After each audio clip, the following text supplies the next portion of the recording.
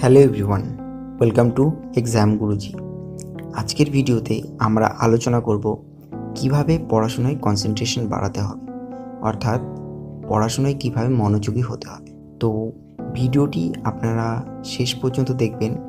আশা করি আপনাদের সমস্ত সমস্যার সমাধান এই ভিডিওতে হয়ে যাবে।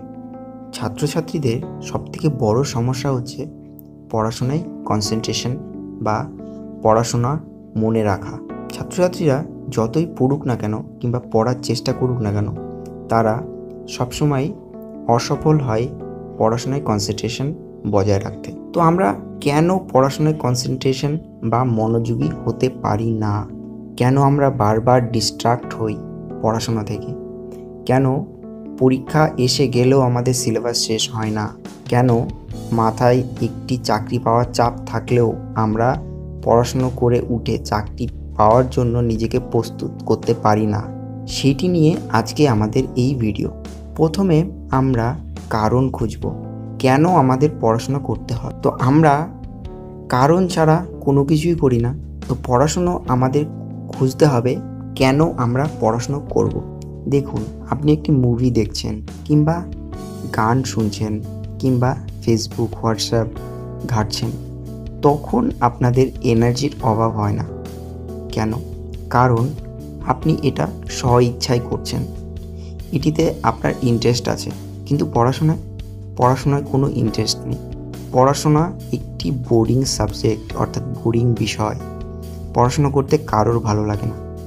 কিন্তু সেই ভালো না লাগার পেছনে যদি একটা কারণ চলে আসে যে না, এই কারণের জন্য আমাকে পড়াশোনা করতে হবে, তাহলে আপনি পড়াশোনায় ইন্টারেস্টেড হবেন। কারণ সিনেমা দেখতে গেলে তখন আপনারা খেয়াল করেছেন যে 3 ঘন্টার সিনেমার মধ্যে আপনি কখনোই ব্রেক চান না। কেউ যদি ফোন করে, যদি মা ডাকে, তখন সেখানে বিরক্ত হন, কারণ আপনি ফুল কনসেন্ট্রেশনের মাধ্যমে সেই সিনেমাটি দেখেন। কিন্তু পড়াশোনা করতে গেলে ফোন আসলে ফোনে ঘন্টার পর ঘন্টা কথা বলেন, কিংবা পাশের বাড়ির বন্ধু ডাকলে বন্ধুর সাথে দেখা করতে চলে যান, কারণ আপনার পড়াশোনায় কোনো ইন্টারেস্ট নেই, খেলাধুলায় ইন্টারেস্ট আছে। তো ইন্টারেস্ট খুঁজে বার করতে হবে। স্কুল লেভেলে আপনার ইন্টারেস্ট হওয়া উচিত যে হায়ার স্টাডিজের জন্য, কলেজ লাইফে যেন আমার নিজের পছন্দ মতো সাবজেক্ট নিয়ে পড়াশোনা করতে পারি। তো এটি আমার মোটিভেট হবে, এটি আমার মোটিভেশন হবে। স্কুল লাইফের ক্ষেত্রে এটি, কলেজ লাইফের ক্ষেত্রে যেন আমি আমার চাকরি বাকরির জন্য আমার মার্কস কোথাও যেন বাধা সৃষ্টি না হয়, এবং আরও উচ্চতর শিক্ষা কিংবা চাকরির জন্য যেন এলিজিবল হই, এটি তার মোটিভেশন হতে হবে, এই কারণটি তার থাকতে হবে। আর চাকরি বাকরির ক্ষেত্রে তো সবার প্রথমে দরকার আপনার দৃঢ় প্রতিজ্ঞ হওয়া। কারণ দৃঢ় প্রতিজ্ঞ আপনি না হলে কখনোই চাকরি পাবেন না, এবং একটি স্ট্রং পয়েন্ট থাকা দরকার। যেমন, একটু ফানি লাগলেও ব্যাপারটা সত্যি। হয়তো হতে পারে যে আপনার চাকরি পেয়ে আপনার প্রিয় বান্ধবীকে আপনার জীবনসঙ্গিনী হিসেবে পেতে চান, তো তার জন্য আপনার চাকরি পাওয়া দরকার, না হলে অন্য কেউ তাকে জীবনসঙ্গিনী করে নিয়ে চলে যাবে। এটি একটি স্ট্রং কারণ হতে পারে।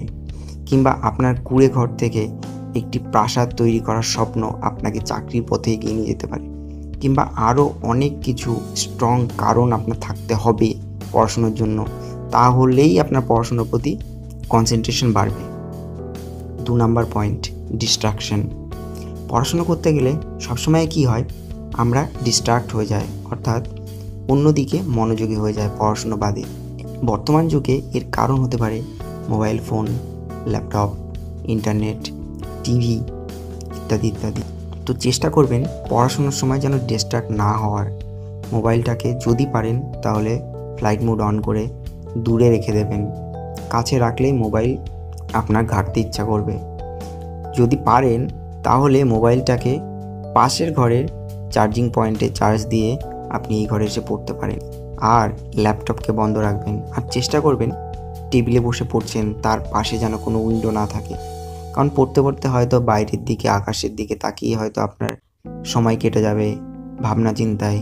আমি ভবিষ্যতে এই করব, আমার একটি গাড়ি হবে, আমার একটি বাড়ি হবে, এই চিন্তাভাবনায় যেন আপনার দিন না কেটে যায়। তো চেষ্টা করবেন একটি ক্লোজড জায়গায় নিজের পড়াশোনা কমপ্লিট করার। কারণ ডিস্ট্রাকশান শুধুমাত্র এর ক্ষেত্রে না, পাশের বাড়ির ঝগড়াঝাটি, পাশের বাড়ির টিভির আওয়াজ, পাশের বিয়ের মাইকের আওয়াজ থেকেও আপনার ডিস্ট্রাকশন হতে পারে। তো চেষ্টা করবেন কানে এয়ার প্লাগ লাগানোর, যেটি দিয়ে মেডিটেশন করা হয় সেটি কানে লাগিয়ে আপনারা পড়াশোনা করতে পারেন। চেষ্টা করবেন ঘরের সিটকানি বন্ধ করে পড়াশোনা করার, তাহলে কেউ আপনাকে ডিস্টার্ব করতে পারবে না। 3 number point, time to study and time to sleep. কখন পড়তে হবে এবং কখন ঘুমাতে হবে। ঘুমানো নিয়ে অনেকের অনেক মতবাদ আছে। যেমন অনেকেই বলেছেন 4 ঘন্টা স্টুডেন্ট লাইফের জন্য ঘুমানো এনাফ, কিন্তু অ্যাকচুয়ালি আমরা এত পড়াশোনা করি, আমাদের মেন্টাল প্রেশার এত হয়ে যায়, তো আমাদের একটু বেশি ঘুমানো প্রয়োজন। যেমন মিনিমাম 6 ঘন্টা, এটি আমার মতে মিনিমাম 6 ঘন্টা একটি স্টুডেন্ট লাইফে ঘুমানো প্রয়োজন। কারণ রেস্ট না নিলে আপনি নেক্সট দিন আপনার এনার্জি খুঁজে পাবেন না। তো চেষ্টা করবেন রাত 12টা অবধি পড়ে সকাল 6টায় ওঠার, কিংবা রাত 11টা অবধি পড়ে ভোর 5টায় ওঠার। এবং টাইম আপনাকে সেট করতে হবে, পড়াশোনার টাইম। এবার আপনি দেখবেন আপনি কোন পড়াশোনার টাইমে আপনি স্টেবল। অনেকের ভোরবেলা পড়তে ভালো লাগে, অর্থাৎ ভোরবেলা পড়লে তার কনসেন্ট্রেশন বাড়ে। অনেকে গভীর রাত অবধি পড়ে, কারণ সেই সময় নিরিবিলি থাকে, কনসেন্ট্রেশন বাড়ে। আবার অনেকে পুরো দিনটাকে কাজে লাগায়, দিনে অন্য কোনো কাজ না করে সারা দিন ধরে পড়াশোনা করে। তো আপনাকে আপনার নিজের টাইম চুজ করে নিতে হবে, আপনার নিজের প্ল্যান বানিয়ে নিতে হবে, নিজের রুটিন বানিয়ে নিতে হবে। আর যখনই পড়াশোনা করবেন চেষ্টা করবেন প্রতি 45 মিনিট থেকে 1 ঘন্টার মধ্যে একটু উঠে বাইরে থেকে ঘুরে আসা, 2 মিনিটের ব্রেক নেওয়ার। কারণ আমাদের ব্রেন একসাথে 50 মিনিটের বেশি লোড নিয়ে মাথায় রাখতে পারে না, ঠিক আছে? তো চেষ্টা করবেন যে মিনিমাম 45 মিনিট থেকে 1 ঘন্টার মধ্যে 2 থেকে 3 মিনিটের একটি ব্রেক নেওয়ার। কারণ ব্রেক না নিলে আপনি পড়াশোনায় কনসেন্ট্রেশন হারিয়ে ফেলবেন। 8 number point, way to study. পড়াশোনা করার পদ্ধতি। প্রত্যেকের পড়াশোনা করার পদ্ধতি ভিন্ন রকম, তো আপনাকে আপনার পড়াশোনা করার পদ্ধতি চুজ করতে হবে। প্রথমত আপনাকে টার্গেট ফিক্স করতে হবে যে আমি কেন পড়াশোনা করছি, অর্থাৎ আমার উদ্দেশ্যটা কী। আপনি যদি চাকরির প্রার্থী হন তো আপনার টার্গেট থাকবে চাকরি পেতে হবে এবং চাকরি পাওয়ার পরে এটি করতে হবে। তো আপনি ছোট ছোট কাগজ, আর্ট পেপারে স্কেচ পেন দিয়ে লিখে আপনার পড়ার টেবিলের উপরে চিপকে দিন। তাহলে আপনার টার্গেট, আপনার ডেস্টিনেশন যখন আপনার চোখের সামনে দিয়ে ঘুরবে প্রতিদিন প্রতিনিয়ত, তখন আপনার পড়াশোনার প্রতি মোটিভেশন বাড়বে, অর্থাৎ আপনার পড়াশোনা করার ইচ্ছাটা আরও প্রবল হবে। তো সেভাবে পড়াশোনা করুন, টার্গেট ফিক্স করুন। প্রতিদিন সকালবেলা ঘুম থেকে উঠে যখন আপনার টার্গেট দেখবেন, তখন আপনার পড়াশোনা করার ইচ্ছা এমনিতেই প্রবল হবে। চেষ্টা করবেন বিছানায় না পড়ে টেবিলে পড়ার, আর টেবিলে সমস্ত পড়ার ম্যাটেরিয়ালস রাখার, যেমন খাতা, কলম, জল, সমস্ত বই, স্টাডি ম্যাটেরিয়ালস সব কিছু হাতের পাশে, যেন বারবার চেয়ার থেকে উঠে গিয়ে আপনাকে পড়তে না হয়। আমি টেবিল চেয়ারের কথা এই কারণেই বলবো, কারণ বিছানায় পড়তে বসলে আপনার ঘুম আসবেই এবং আসাটাই স্বাভাবিক, কারণ সবারই মন চায় যেন একটু ঘুমিয়ে নিই। টেবিল চেয়ারে প্রথম পড়তে বসতে অসুবিধা হবে, কষ্ট হবে, ঘাড় পিঠ সব ব্যথা করবে, কিন্তু তবুও আপনাকে বসতে হবে পড়তে। তাহলেই আপনার আস্তে আস্তে হয়তো 10 দিন, 15 দিন কিংবা 1 মাস পরে আপনার এটি হয়ে যাবে এবং আপনার অভ্যাস হয়ে যাবে টেবিল চেয়ারে পড়া। খাতা সবসময় কাছে রাখবেন, এই কারণেই বলবো, কারণ আপনি যেটি পড়ছেন না কেন সেটি আপনি নোট ডাউন করবেন তৎক্ষণাৎ। ধরুন একটি পেজ পড়লেন, টোটাল 4 নাম্বার পেজ আপনি আজকে পড়ছেন, তো 4 নাম্বার পেজের থেকে আপনি হয়তো 10টা কোশ্চেন আপনি খাতায় নোট ডাউন করলেন যে এই 10টা কোশ্চেন পরীক্ষায় আসার মতো। আপনাকে নোট ডাউন করতে হবে, যদিও আপনি জানেন তবু আপনাকে নোট ডাউন করতেই হবে আপনার রিভিশনের জন্য। কারণ আপনি যদি রিভিশন না করেন তাহলে আপনি কখনোই কোনো পড়া মনে রাখতে পারবেন না। আজ মনে রাখবেন, 3-4 দিন পর আপনার 90% পড়া ভুলে যাবেন। তো রিভিশনের জন্য আপনার খাতা কলম দরকার, কারণ আপনি দ্বিতীয়বার যখন আবার সেই 4 নম্বর পেজটি পড়তে যাবেন তখন আপনার বোরিং লাগবে, মনে হবে যে পেজটি তো আমি পড়েছি, এই বইটি তো আমি পড়েছি, আমি আর কেন পড়বো। কিন্তু আপনার খাতা থেকে যখন আপনি পড়বেন তখন আপনার মনে হবে যে না, খুব ইম্পর্টেন্ট কোশ্চেনগুলো, এই জিস্ট, আমার পড়াশোনার জিস্ট আমার এই খাতায় আছে, তো খাতাটা রিভিশন করলেই আমার সব কিছু মনে পড়ে যাবে।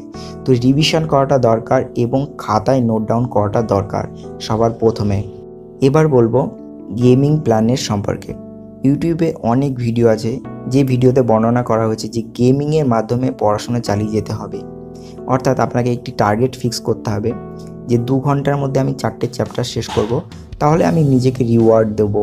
অর্থাৎ নিজের পছন্দের চকলেট খাবো, নিজের পছন্দের 5টা গান শুনবো, ঠিক আছে? তো এই ব্যাপারে তো আপনি শুনেছেন, ইউটিউবে অনেক ভিডিও আছে। কিন্তু এই গেমিং প্ল্যানে এগুলি কিন্তু সবসময় নেসেসিটি নয়। কারণ আপনি আজকে যদি চকলেট না খেতে পারেন তবুও কিন্তু কোনো অসুবিধা নেই, কিন্তু আপনার যেটি নেসেসিটি সেটি যদি আপনার থেকে দূরে চলে যায় তখন আপনার কনসেন্ট্রেশন বাড়বে পড়ার উপর এবং আপনাকে পড়তেই হবে। যেমন আপনি ভাবলেন যে আজ আমি 2 ঘন্টার মধ্যে একটি চ্যাপ্টার শেষ করব, তারপরে আমি রাতের ডিনার করব। আপনি রাতের ডিনার করেন রাত 9টার সময়, আপনি 7টার সময় বসলেন, কিন্তু দেখলেন রাত 8:30 বেজে গেছে, তবুও হাফও শেষ হয়নি চ্যাপ্টারে। খিদে লেগেছে, কিন্তু তবুও আপনাকে পড়তে হবে কারণ আপনি টার্গেট ফিক্স করে নিয়েছেন। এই খিদেটা আপনাকে পড়তে বাধ্য করবে, কারণ চকলেট আপনার নেসেসিটি নয়, গান আপনার নেসেসিটি নয়, কিন্তু রাতের খাবারটা আপনার নেসেসিটি। তো আপনি যখনই টার্গেট নিয়ে পড়বেন যে না, রাতের খাবার আমি খাবো না যতক্ষণ পর্যন্ত আমি এই চ্যাপ্টারটি শেষ করছি, তো চ্যাপ্টারও শেষ হবে, রাতের খাবারও হবে। প্রথম দিন হয়তো 2 ঘন্টা লেটে হবে, রাত 9টার খাবার হয়তো রাত 11টাতে হবে, কিন্তু দ্বিতীয় দিন সেই রাত 11টাটা কমে রাত 10টা এবং তারপরের দিন একদম ঠিক টার্গেট রাত 9টাতেই চলে আসবে। তো এটি হচ্ছে ওয়ে অফ স্টাডি।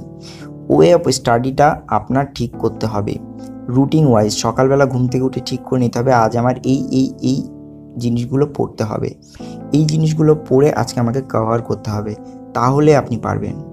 5 নাম্বার এবং শেষ টিপস, রিল্যাক্সিং।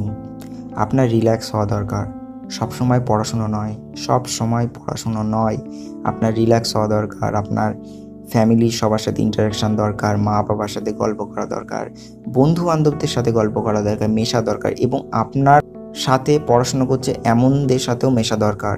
আপনি যদি স্কুলে পড়েন তবুও, যদি চাকরির জন্য পড়াশোনা করেন তবুও, কারণ তাদেরও অভিজ্ঞতা আপনার সাথে তারা শেয়ার করবে। তো আপনার রিল্যাক্সিংটা দরকার। চেষ্টা করবেন বিকালের দিকে আধ ঘন্টা বন্ধুদের সাথে গল্প করে আসার, তবে খারাপ বন্ধুদের থেকে একটু দূরে থাকার চেষ্টা করবেন।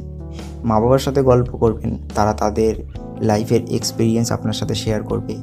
অ্যাকচুয়ালি আমরা যখন যুবক হয়ে যাই কিংবা কিশোর বয়সে আমরা থাকি, তখন আমরা ফ্যামিলি এবং মা বাবা থেকে দূরে সরতে থাকি, কিন্তু একটু টাইম নিয়ে মা বাবার সাথে গল্প করার চেষ্টা করবেন।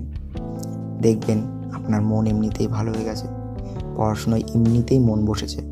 তো এই পড়াশোনার টিপসগুলো যদি আপনার মনে থাকে তাহলে অবশ্যই আপনি পড়াশোনায় কনসেন্ট্রেট করতে পারবেন এবং আপনার সমস্ত পড়া মাথায় রাখতে পারবেন, কারণ এইভাবেই এগোলে আপনি লাইফে উন্নতি করতে পারবেন। চাকরি কেন, জীবনের সমস্ত বাধা অতিক্রম করতে পারবেন, কারণ পড়ার উপর বড় বন্ধু কিছু নেই, বইয়ের থেকে বড় বন্ধু কিছু হয় না, কারণ বই কখনো ধোঁকা দেয় না। আজকের জন্য ভিডিওটি আমরা এখানেই শেষ করছি। ভালো লাগলে লাইক করবেন, বন্ধুদের কাছে শেয়ার করবেন এবং আমাদের চ্যানেলটিকে সাবস্ক্রাইব করতে ভুলবেন না। So thank you for watching this video once again.